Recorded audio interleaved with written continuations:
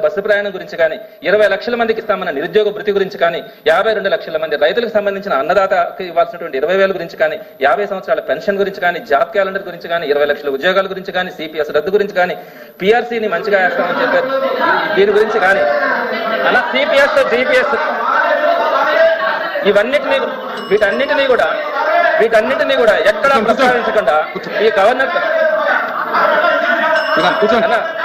Sir వీళ్ళు మాట్లాడితే అన్న మీరు మాట్లాడితే పైకి వచ్చేస్తా ఉన్నారు మాట్లాడి అన్న మీరు చెప్పే దీంట్లో చదవండి అన్న నేను ఇస్తాను మీ దగ్గర బుక్ ఇస్తాను అన్న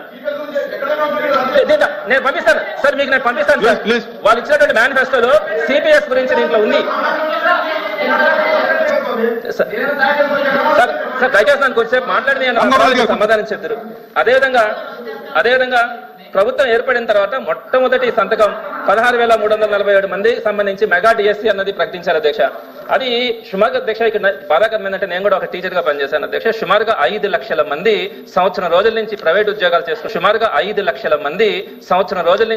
ఉద్యోగాలు చేసుకుంటా ఉంటే వారందరూ కూడా ప్రైవేట్ ఉద్యోగాలు మానేసి ప్రిపేర్ అవుతున్నారు అధ్యక్ష. వారందరూ కూడా ఈ రోజు ఎప్పుడు డిఎస్సీ పూర్తి చేస్తారు ఒక్క నెలలో పూర్తి చేయాల్సినటువంటి మెగా డిఎస్సీని 9 నెలలైనా కూడా ఎప్పటికీ పూర్తి చేస్తారో కూడా తెలియకుండా ఇబ్బంది పడతా ఉన్నారు అధ్యక్ష. దయచేసి దాని గురించి ఒక క్లారిటీ ఇవ్వకుండా పలానా రోజు లోపల మేము పూర్తి చేస్తామని. అదేవిధంగా అధ్యక్ష విద్యార్థి మిత్రాన్ని మేము ఇంప్లిమెంట్ చేస్తా ఉన్నాం అధ్యక్ష. సంతోషమే. అదంతా కూడా గత ప్రభుత్వం ఇచ్చినటువంటి కిట్స్ ని పంచడం కూడా జరిగింది. ఇకపోతే మనబడి మన భవిష్యత్తు ద్వారా మౌలిక సదుపాయాలు ఆధునీకరిస్తున్నామని చెప్పి దీంట్లో మెన్షన్ చేశారు అధ్యక్ష. నేను ఒక విషయం చెప్తాను అధ్యక్ష. నాడు నేడని గత ప్రభుత్వం తీసుకొని వస్తే అవన్నీ ఇన్కంప్లీట్ అయి ఉన్నాయి అధ్యక్ష. మీకు తెలిసి ఉంటుంది చాలా దగ్గరలో ఇన్కంప్లీట్ అయిన బిల్డింగ్స్ దగ్గరికి పిల్లలు వెళ్ళి పట్టుకుంటే దాని కింద పడి చనిపోయారు అధ్యక్ష. నెల్లూరులోనే ఒక అబ్బాయి చనిపోయాడు అధ్యక్ష. మరి ఇవన్నీ కూడా కంప్లీట్ చేయమని చెప్తామని ఏదైతే ఇప్పుడు మనబడి మన భవిష్యత్తు కింద పెండింగ్ లో ఉన్నటువంటి పనులన్నీ కూడా ఈ అకాడమిక్ ఇయర్ లో పూర్తి చేస్తామని పదం కూడా చెప్పకుండా అవన్నీ కూడా మేము చేస్తా ఉన్నామని చెప్పడం. ఇంకొక విషయం అధ్యక్ష 28వ పాయింట్ లో 9 విశ్వవిద్యాలయాలకు వైస్ ఛాన్సలర్ నియమించామన్నారు అధ్యక్ష. వైస్ ఛాన్సలర్ నియమించడం అనేది గవర్నమెంట్ చేస్తున్నటువంటి రెగ్యులర్ ప్రాసెస్. ఇక్కడ నేను ఒక విషయాన్ని మీ దృష్టికి తీసుకొని వస్తాను అధ్యక్ష. ఏ ప్రభుత్వాలు మారొచ్చేమో కానీ వైస్ ఛాన్సలర్ వ్యవస్థ మాత్రం కంటిన్యూగా కొనసాగుతుంది అధ్యక్ష. దేశంలో ఎక్కడా లేకుండా ఒక ఆంధ్ర రాష్ట్రంలో మాత్రమే ఈ గవర్నమెంట్ వచ్చిన తర్వాత 17 మంది వైస్ ఛాన్సలర్ని బలవంతంగా రాజీనామాలు చేయించారు అధ్యక్ష. ఈ ప్రాసెస్ అనేది ఇప్పటి వరకు ఎక్కడ జరగలేదు అధ్యక్ష. నిరూపించుకోండి. I'm challenging the member. I'm challenging in the house. నిరూపించమనండి. ఎవరు బెదిరించారు? నిరూపించమనండి. ఇప్పుడు ఎవరు బెదిరించారా? I'm challenging you.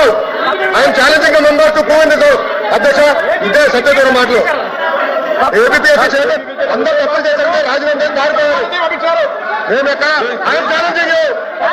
I'm challenging you member. నిరూపించండి. వచ్చే మార్గం కాదు. నేను అధ్యక్ష కూర్చోండి. నేను ఛాలెంజ్ చేస్తున్నా. నువ్వు అధ్యక్ష గౌరవ సభ్యులు ఛాలెంజ్ చేస్తా. నిరూపించాలి హౌస్ లో అధ్యక్ష. మీ ద్వారా challenging member is not correct. గతంలో ఏపీఎస్సీ చైర్మన్ రూమ్ కి తాగలేదు. కూర్చోండి. గతంలో ఏపీఎస్సీ చైర్మన్ రూమ్ లో రాని కూడా చేశారు. లోకేష్ గారు మాట్లాడతా. మీరు కూర్చోండి. నేను నిరూపించాలి అధ్యక్ష. కూర్చోండి. చెప్పారు తోట త్రిమూర్తులు గారికి మీకు సెలెక్టివ్ హియరింగ్ అనుకుంటా. బెదిరించాం, భయపడిచ్చాం, బయటకు పంపించాను. I'm challenging you. I'm challenging you. I'm challenging you. ఆధారాలు పెట్టండి. హౌస్ లో ఆధారాలు పెట్టండి. I'm challenging you. విద్యాశాఖ మంత్రిగా నేను కూర్చోండి. ఆధారాలతో బయట పెట్టండి. మీలాగా ముఖ్యమంత్రి గారి ప్రోగ్రామ్ కి పిల్లల్ని పంపించాను. కూర్చోండి. ప్లీజ్ కూర్చోండి. నేను అధ్యక్ష అది విత్డ్రా చేయాలి అధ్యక్ష. అది విత్డ్రా చేయాలి అధ్యక్ష.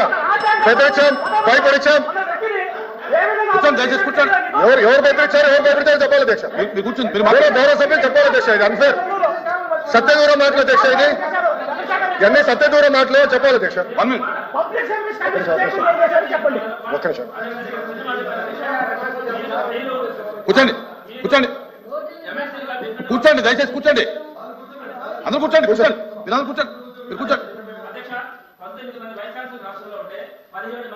ప్రభుత్వం వచ్చిన వెంటనే ఒక 1 or 2 months లో వాళ్ళందరూ కూడా రిజైన్ చేస్తారంటే మీరు ఒకటి అధ్యక్ష నెల్లూరులోనే చూశాను అధ్యక్ష. అక్కడికి వెళ్ళి గొడవలు చేసి గందరగోళం చేశారు అధ్యక్ష. అతను పారిపోయి రిజైన్ చేసి. నేనేమంటానంటే అధ్యక్ష కమిటీ వేయండి అధ్యక్ష. మీరు కమిటీ 17 మంది రాజీనామా చేయాల్సిన అవసరం ఎందుకు వచ్చింది? జరిగిందా? బెదిరించామంటారు కమిటీ. ఒక్క నిమిషం అధ్యక్ష.